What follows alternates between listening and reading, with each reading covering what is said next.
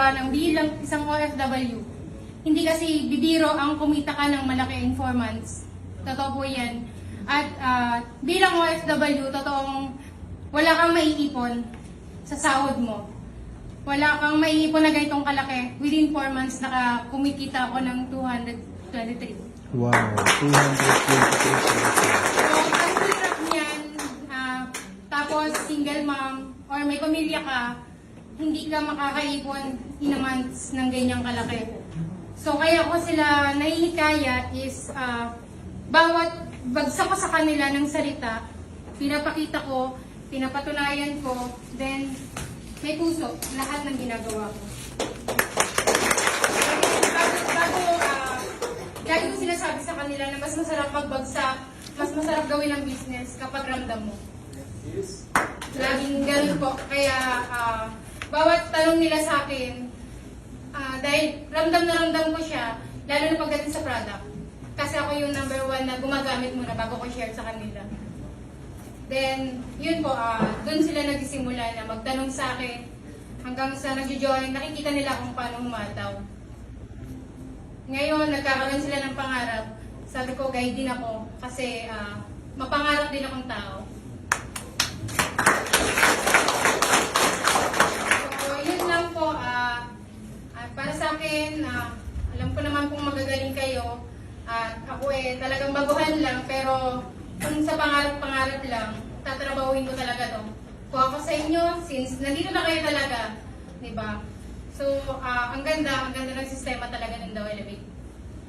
Dito mo talaga mararamdaman at masasabi na katulong mo sila, lalo na sila na mga nakasama kong mga BODs tsaka kay Upline RTD. Na talagang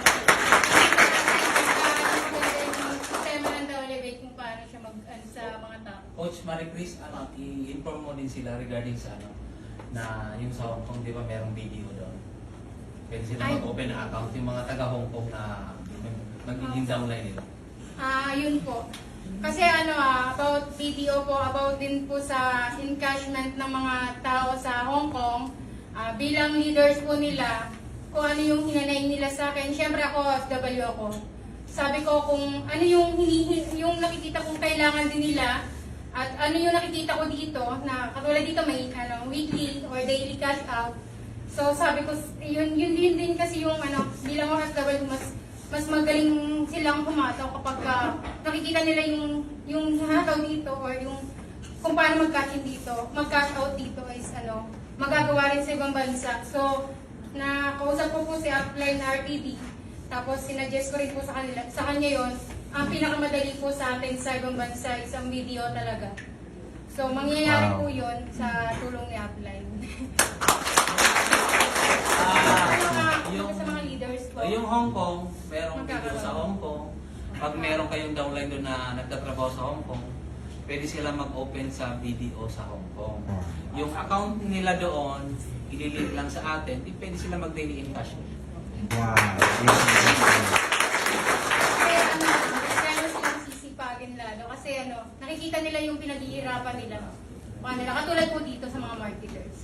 Yun kasi yung talagang hinihintay din ng mga OFW katulad ko. So, nandito ako para i-share sa kanila kung ano yung patunay na talagang kumikita at talagang mahahawakan mo yung pinaghirapan mo. Kasi yung iba kasi talaga po is na-scam. So gusto kong patunayan sa kanila na walang scam dito.